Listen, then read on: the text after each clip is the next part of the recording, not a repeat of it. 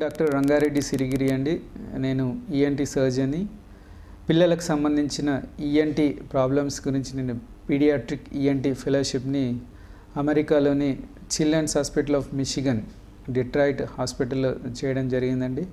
పిల్లల్లో ఈఎన్టీకి సంబంధించిన అన్ని రకాల ప్రాబ్లమ్స్ మా దగ్గర చూస్తామండి. వాళ్ళకి కావాల్సిన అన్ని రకాల టెస్ట్లు మరియు ఆపరేషన్స్ అన్నీ కూడా మా యొక్క ఓజోన్ హాస్పిటల్లో చేయడం జరుగుతుందండి.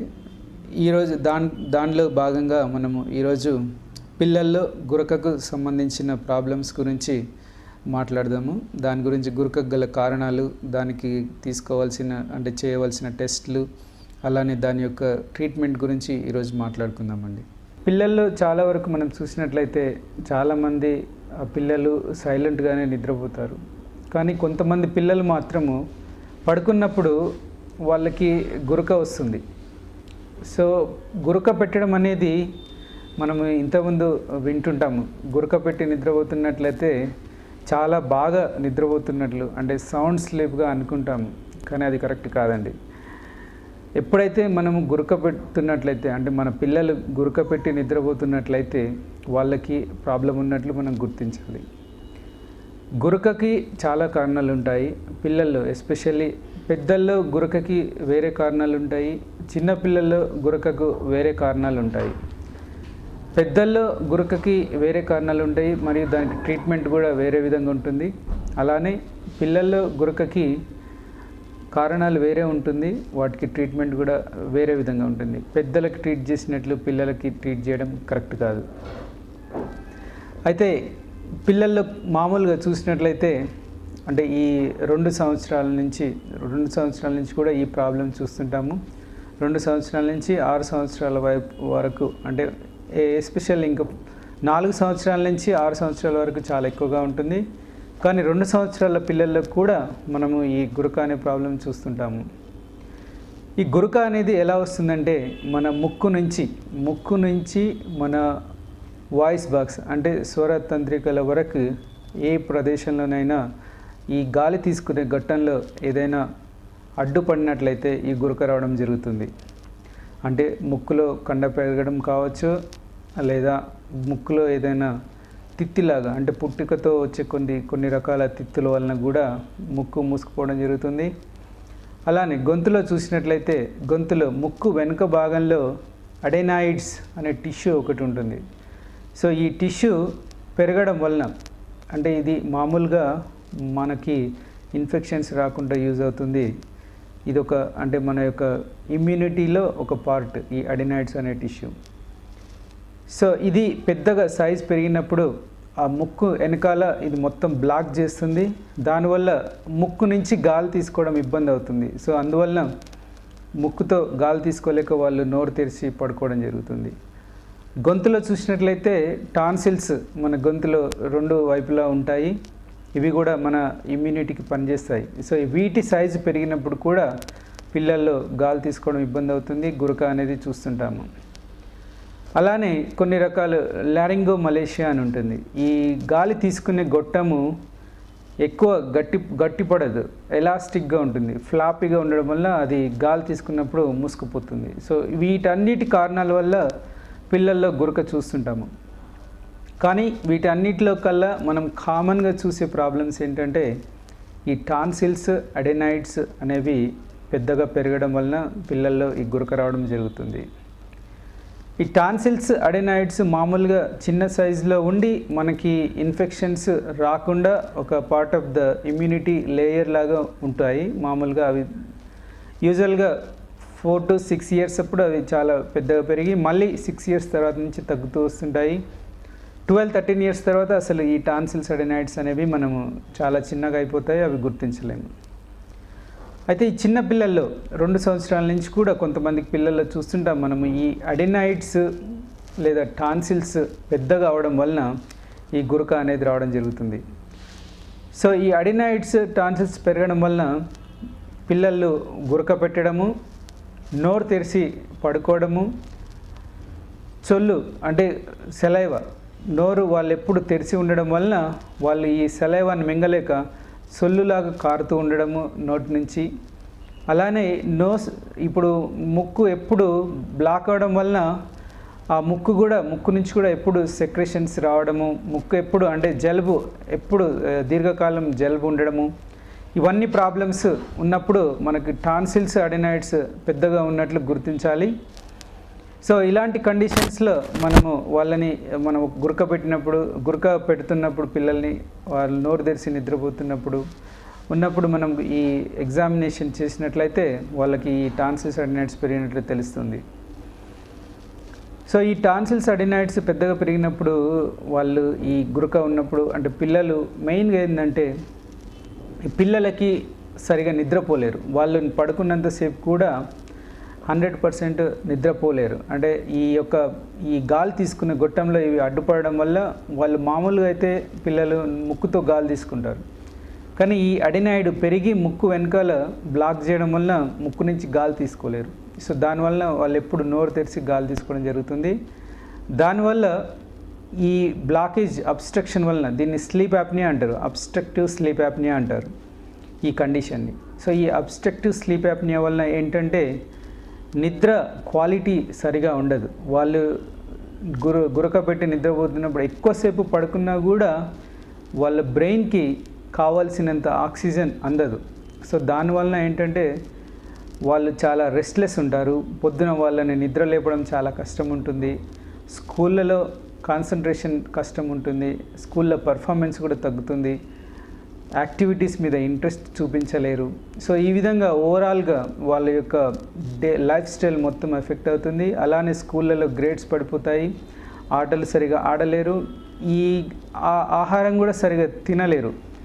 సో ఫుడ్ కూడా సరిగా తీసుకోలేకపోవడం వలన వాళ్ళ వెయిట్ కూడా పెరగలేరు. సో బక్కగా ఉంటారు. ఫుడ్ సరిగా తీసుకోలేకపోవడము ప్లస్ వాళ్ళు తీసుకున్న ఆహారం అంతా కూడా ఈ గురకకి అంటే గాలి తీసుకోవడానికి ఎక్కువ శ్రమించవలసి వచ్చి మొత్తం ఎనర్జీ అంతా దానికి బర్న్ అయిపోయి వాళ్ళ వెయిట్ గెయిన్ కూడా ఉండదు.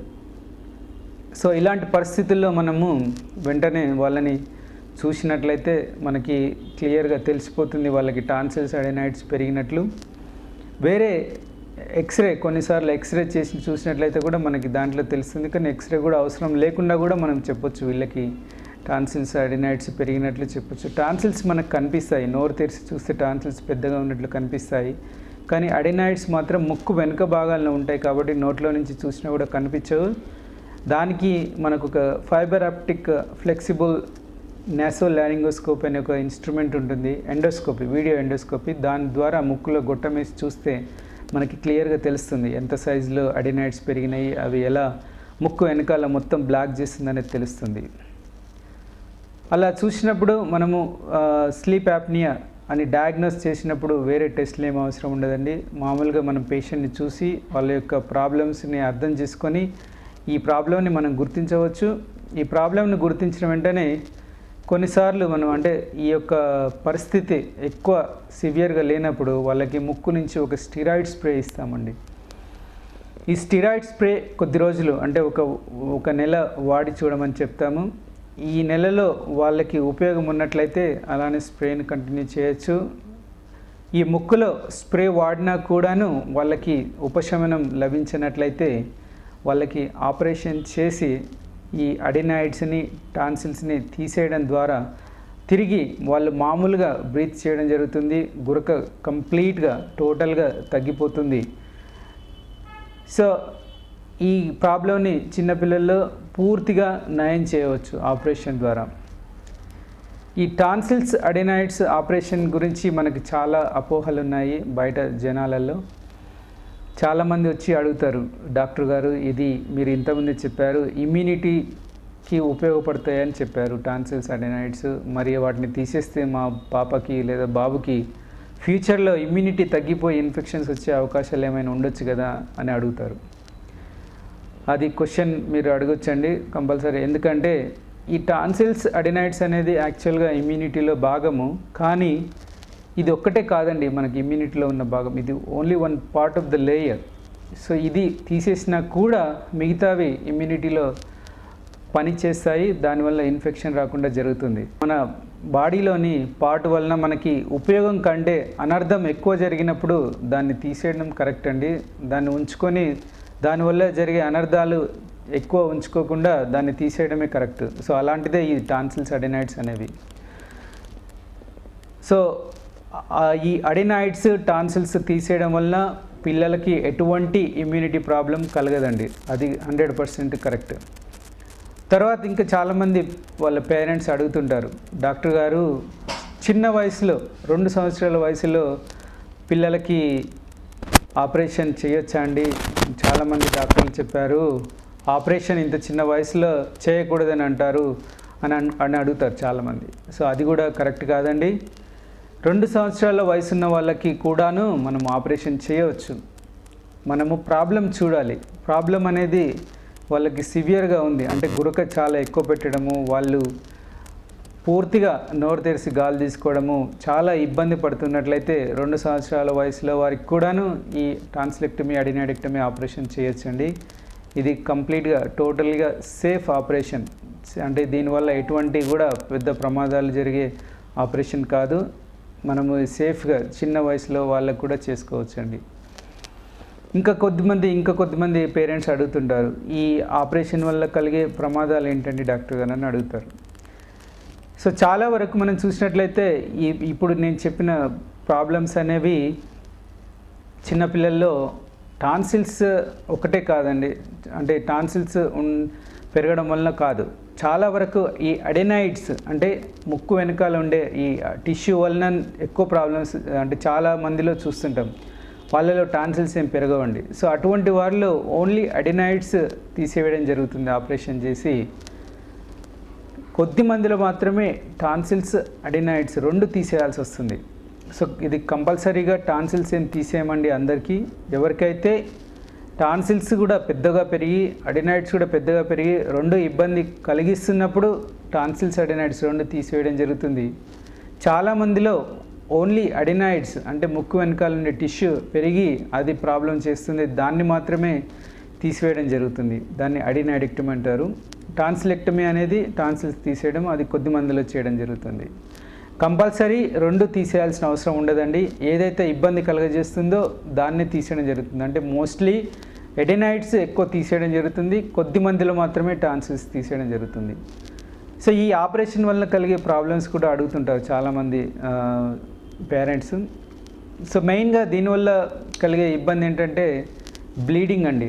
సో టాన్సిలెక్టమీ ఆపరేషన్ తర్వాత బ్లీడింగ్ అనేది పెద్ద కాంప్లికేషన్.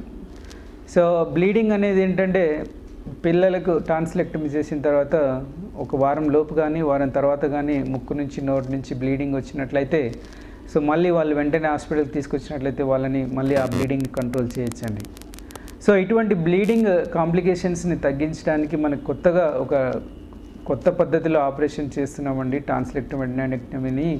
దాన్ని కోబ్లేషన్ అనే ఒక లేజర్ లాంటి కొత్త పరికరం వచ్చింది. దీన్ని మేము అమెరికాలో కూడా దీంతో చేసేది. సో అదే టెక్నిక్ని ఇప్పుడు ఇండియాలో కూడా మన ఓజోన్ హాస్పిటల్లో చేయడం జరుగుతుంది. ఈ కోబ్లేషన్ పద్ధతిలో టాన్సిలెక్టమీ మరియు అడినాయిడెక్టమీని చేయడం జరుగుతుంది.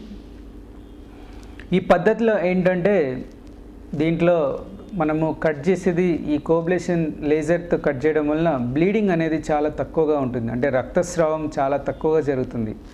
చిన్నపిల్లల్లో కొంచెం ఎక్కువ రక్తస్రావం జరిగినా కూడా వాళ్ళు షాక్లకు వెళ్ళిపోయే పరిస్థితి ఉంటుంది.